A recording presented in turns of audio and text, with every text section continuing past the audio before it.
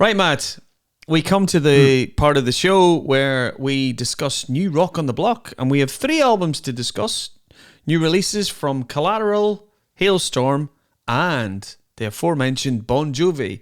Where would you like to start?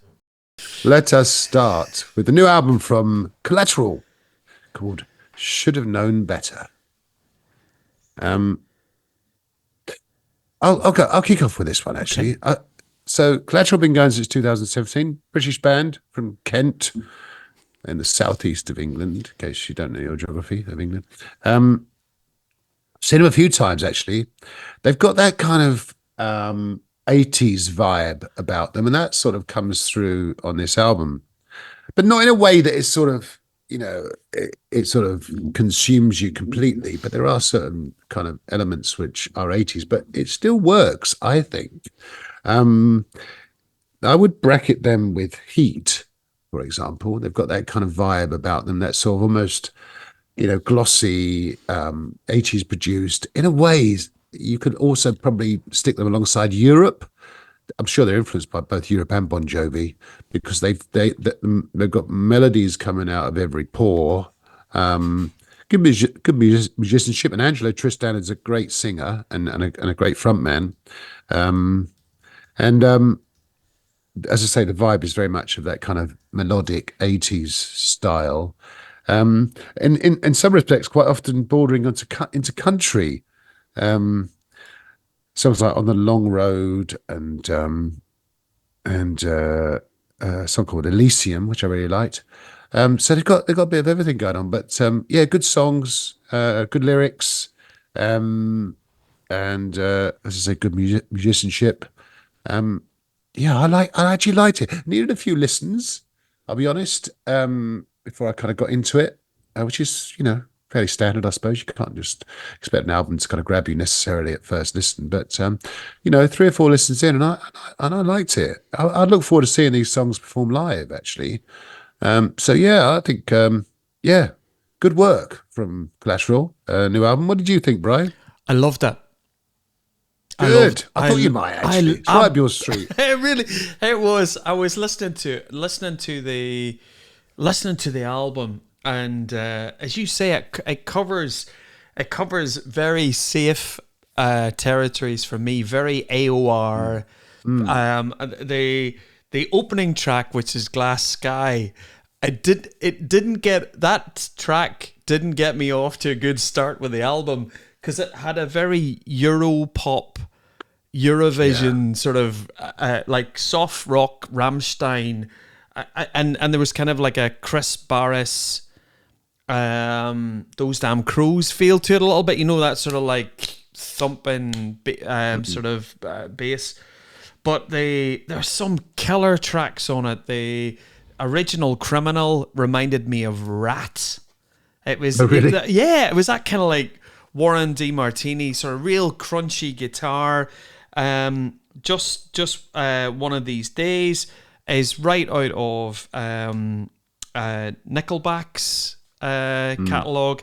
And you mentioned Bon Jovi. Teenage Dreams is a track that Bon Jovi should have had on their new album. It was, they please put this on the playlist, Matt, because it's a standout track on the album. It's a track called No Place for Love. It's just an AOR classic. So, but it's not all AOR.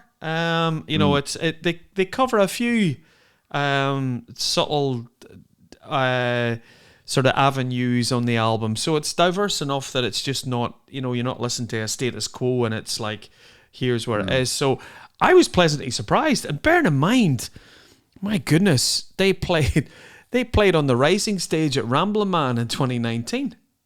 Yeah. They're doing all right. They're doing all right. Doing really hopefully good. this takes them to another level. Yeah. Because they've got the chops, and now I think they've got some really good songs. My only criticism, and I tend to major on this subject: 35 minutes, 9 songs. I was thinking, lads, just give us one more song. One more song. I was all right with that. I was all right. I know. It's all right But with we've gone that. the other way. Interestingly, there are two songs, by the way, in the catalogue of rock music that were written as fillers for the album that I can think of. "Paranoid" by Black Sabbath was written as a filler because they ran out of songs. They quickly wrote that. "And New World Man" by Rush, same thing. Was a kind of a last minute that we need another song, guys, and they knocked together that song in or those songs in relatively quick time. So I think Collateral could have done the same thing, but hey ho, still a good album. So yeah, should have known better by Collateral. We wish you well. Which brings us to Halestorm live at Wembley. Now, live albums. We all know, of course, everyone knows, and this is not disputed, that the best live album. I've said it millions of times. We all know we all know that UFO Stranger in the Night is the greatest live album ever. Of course, closely followed by Unleashed in the East, and If You Want Blood, You Got It, and Live in the Heart of the City. But this And is Live and Dangerous. I'll just put it in there. and live, all right, and Live and Dangerous, didn't is it?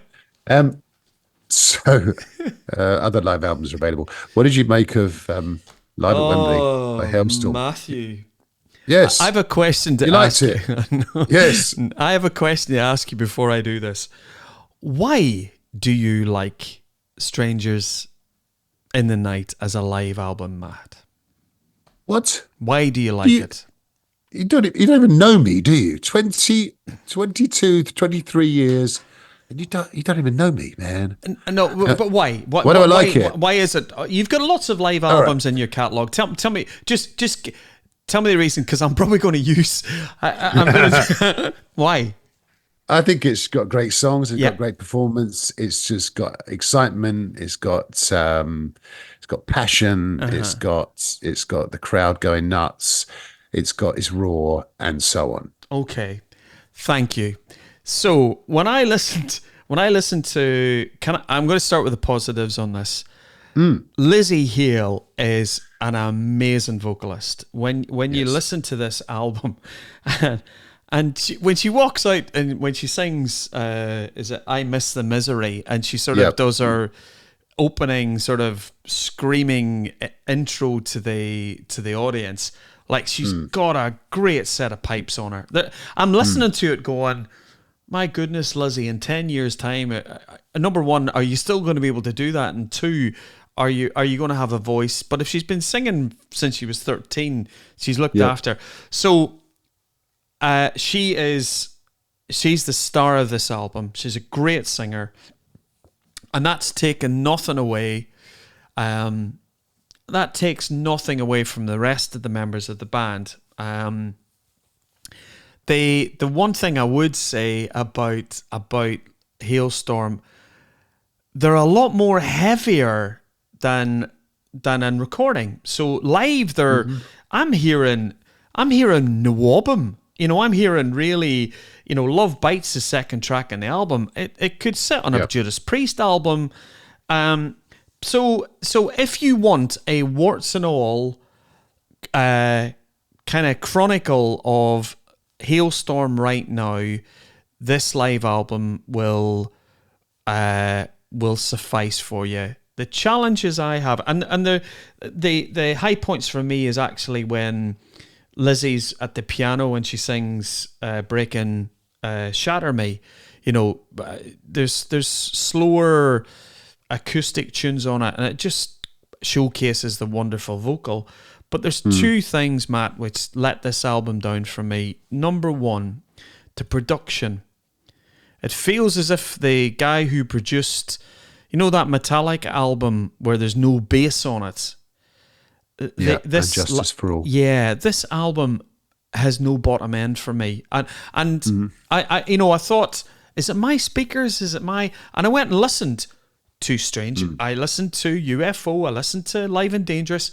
I listened to lots of other live albums, If You Want Blood. And there was no bottom end in it. And I just thought, maybe that's what Halestorm sound like. But on a live album, I just didn't like the mix. And there's a great song on the album. It's like a great track called Amen. And it's got Iron Maiden dual guitars in it. It's got crescendo up and down, but there's an electric guitar in it that's out of tune. Oh, really? And it's whether it's out of tune or it's got the chorus effect on it that makes it out of tune. And I listen. The only track the track I've listened to loads of this album, Amen. I'm going, is it my ear? Is it my ear? And the rhythm guitar sounds out of tune, Matt. So if you want a warts and all, Yeah. it's a good whatever. And yeah, so just songs are great catalogue. Just missed it for me on the mix and a few tuning issues. But I know you're a fan of Halestorm. I do like Halestorm. I wasn't at this gig, unfortunately, at Wembley Arena last year. But it's a great hits type set. And I was thinking, actually, to your point, no overdubs, as far as I can tell. Whereas some of the great live albums that we've talked about, Live and Dangerous, Unleashed in the East, Stranger Than Night, did have plenty of overdubs. In fact, there were more overdubbed than live to an extent. Whereas this is, as you say, warts and all. I think you've touched on. I liked it. I in a way, I'm putting aside all the negatives that you mentioned because I don't really care about out of tune guitars. I quite like them, really. In a way, I mean, AC/DC had a whole couple of albums of out of tune guitars. Because I think it has a little bit of a bit of character. And, exactly. her voice does go a couple of times, and I think, well, fine. Because as I say, everyone's voice kind of goes when you're hitting those notes. The songs are great. I mean, it is a great hits set of songs. I Miss the Misery, as you say. Amen, I would have called that. Freak Like Me, which is good. Rock Shows, okay. I don't know why we need a drum solo on a record. I don't even know why we need drum solos live, really. But her brother TJ, I think his name is, he's an amazing drummer, complete nutcase, but he's a good drummer. Yeah. We had a drum solo on Saturday night, and I in a way I appreciate drum solos because they're an opportunity to go to the bar or go to the bathroom. But I'm not sure we need to put one on a live album. But no, I thought it was good. I did like it. I think it captured them live quite nicely, as you say, warts and all. It's not the greatest live album. I don't know whether live albums are a bit passé. Traditionally they're kind of a filler to sort of, so you can buy some time to write the next album and, someone just have some time off or whatever. But this is all right, worth a listen. We'll put some song onto the playlist and you guys, I'll put that, I forget what song you said now with the out of tune, or Amen even. Amen. Amen. Amen. I pronounce it tomato. Yeah, okay. I'll put Amen on the playlist and people could work out whether it's out of tune or not. So, that brings us to the much awaited, I think more than any other Bon Jovi album ever, because of reasons we touched upon. That brings us to the new album by Bon Jovi, which we've all been looking forward to for a while. It was released last week, as Brian said. There were a short live show. The album's called Forever. And what did you make of it, young Brian? The Halestorm album was better. Oh, really? Oh, my goodness. Controversial. So, where do I start, Matt? So,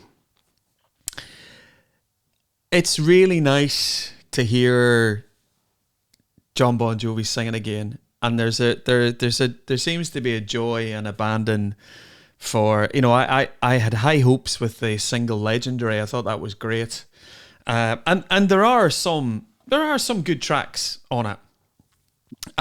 Yep. The Living Proof seems to be It's My Life, sort of.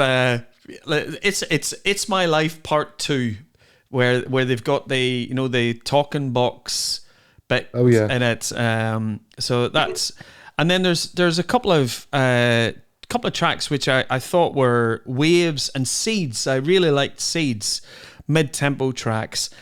And then interestingly, there's a track on the album called Living in Paradise, which is a co-write with Ed Sheeran. Right. And when you listen to that song "Living in Paradise," the rhythm of it sounds like "Castle on the Hill" by Ed Sheeran. So it sounds very. If you like Ed Sheeran, this is a kind of a mashup of a Bon Jovi track with a little bit of Ed Sheeran. So there are some good tracks on the album. There are some songs on it which, for me, just don't cut the mustard for the standard of Bon Jovi. I hate calling it out, Matt, but there's a track on the album, and when you're listening through to it, "Walls of Jericho" Oh is God. is just, oh my goodness. I'm not a songwriter, but when I listened to that, I was like going, that's not great. And then my first guitar, it just took me back to Roger Taylor singing about "I'm in love with my car," and Yeah. it just did nothing for me. Hollow Man was John being introspective, Bruce Springsteen, Bob Dylan-ish with an acoustic guitar. But there are some good tracks on it. Legendary is a good track on it. When it's good, it's good. I can't see many of the songs making the Bon Jovi live set, but when it's per Matt, there are some songs on this which I'm going, I really don't want to hear again. So, Yeah. if I was to, I would probably be a generous 6 out of 10 for me. I was Yeah. Well, disappointed, but lovely to hear John singing. And there's some of the tracks on the album, Matt, where you can actually hear his voice didn't sound processed. So if that's part of the process of him rehabbing and his voice getting good at, let's get him, good, but not his finest hour as a songwriter. no, no, How about no. I you? think I would absolutely agree with you on a lot of those points. There are some absolute stinkers on this album.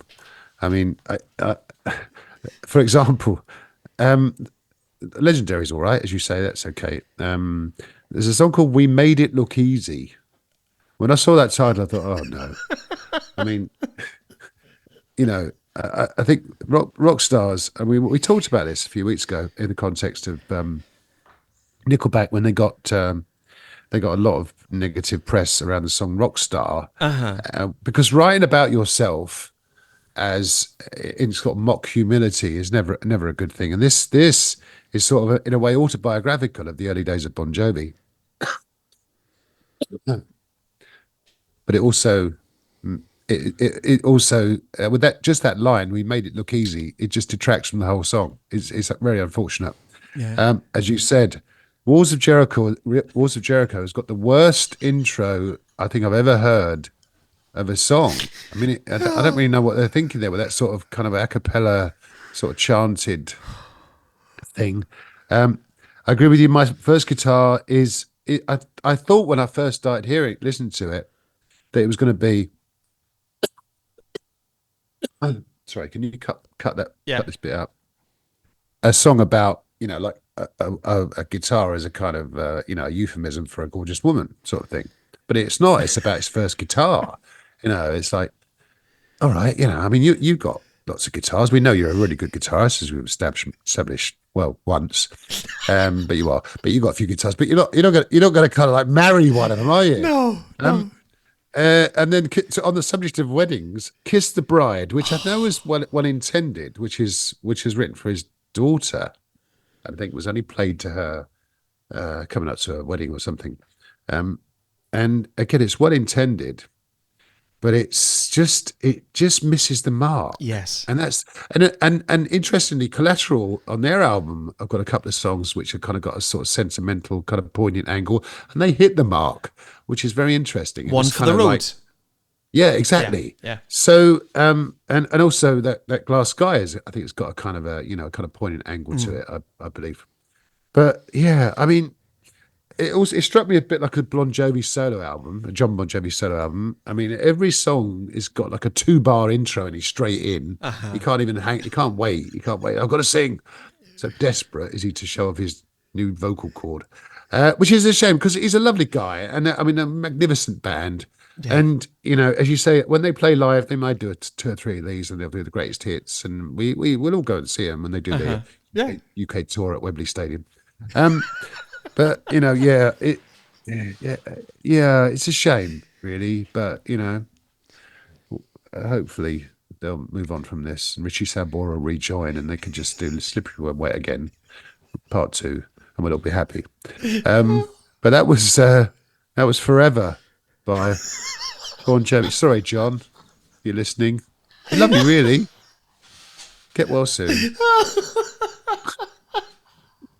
So that was new rock on the block. Remember when we used to be positive about everything, Bri?